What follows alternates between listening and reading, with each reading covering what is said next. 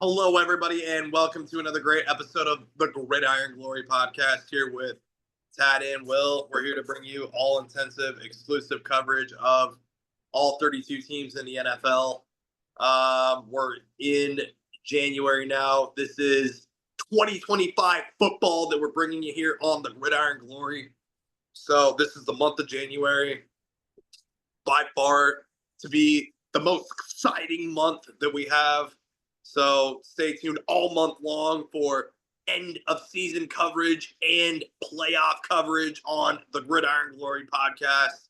So yeah, subscribe to our channel. We'd love to see that from you guys. So yeah, Seattle versus Chicago in week 17, right? Uh Seattle wins 6-3. And I mean, this was very much so a defensive battle. I mean, you definitely had lots of possessions that were closed down. Um, the quarterbacks really not a whole lot going. I mean, this was like a very slow moving football game, not a super flashy football game. But I mean, this was still the kind of football game where, guys still had to show up and guys still had to do their jobs and guys still had to play their role.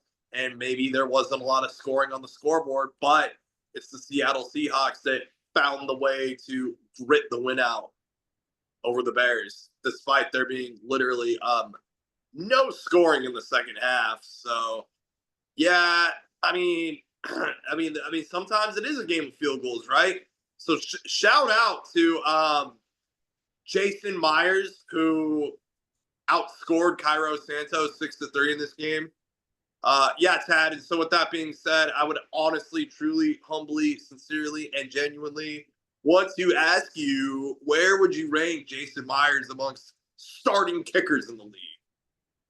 Yeah, I The mean, 10th year, the 10th year seasoned vet. you look at a guy like Jason Myers, and yeah, I mean, you see he goes out there, does what he can do. He's 20th in the league in field goal percentage, 36th in the league in extra point percentage, along a 59. So it sure looks to me like he's been at best an average kicker this year. But I mean, you go back throughout his career, and he's just a guy that he goes and he kicks the ball and it goes in. Sometimes it doesn't go in. And I mean, he goes out there and just lays it all on the line for his team. And you just love to see a player like that going out and just doing the kicking. And I mean, also a credit to Michael Dixon, the punter, and Torrey Taylor, the Chicago punter. I mean, these are the These true. guys, these guys were the most Yeah, involved in this game. these are the heroes of the game. I mean, you got Corey Taylor punting. He punted 7 times, and 5 of the 7 punts were inside the 20-yard line. I mean, bravo, Torrey Taylor, the best player on the Chicago Bears football team. Out of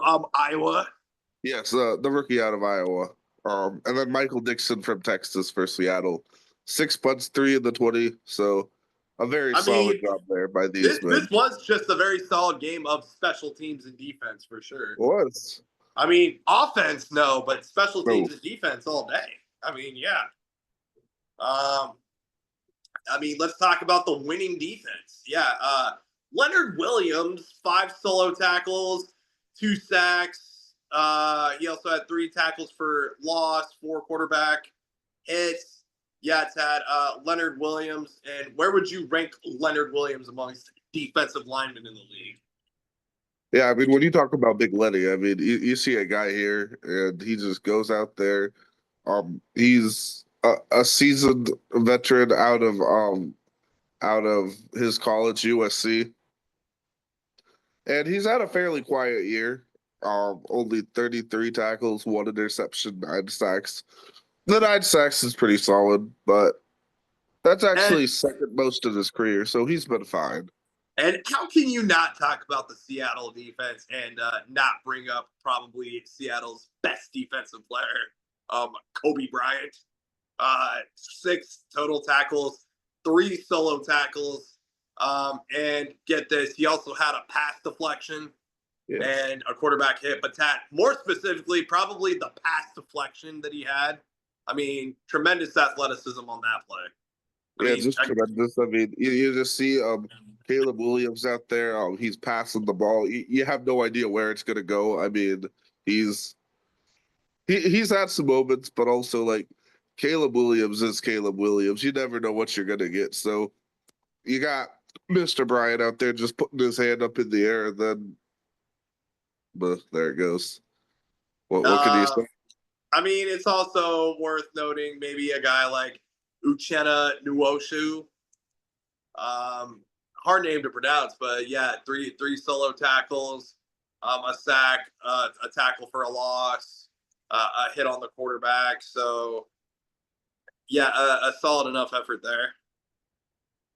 Very solid there. And I mean, yeah, just it's a turnstile, that Chicago offensive line. I mean, it pretty much, if you want to hit the quarterback, they're just gonna let that happen. I mean, 7 sacks, Chicago. You got to look at your offensive line.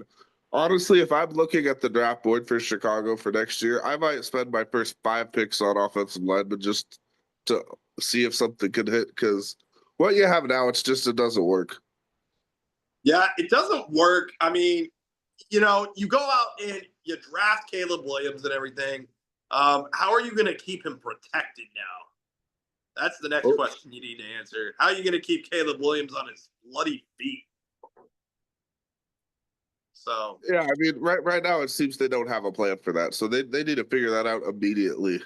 so Tad, Chicago did have like at the beginning of the season, obviously it was false hype, but they did have some quote false hype early in the season, but now we're seeing who exactly we predicted them to be. So they're Yeah, very much a rebuilding team in this NFC North, a tough NFC North at that. yeah. I mean, they're 0-5 in their own division, which is unfortunate for them to lose to all their rivals. And I mean, but hey, they do have one big opportunity to get a big upset against the Packers to close the season. I'm sure they want nothing more than that.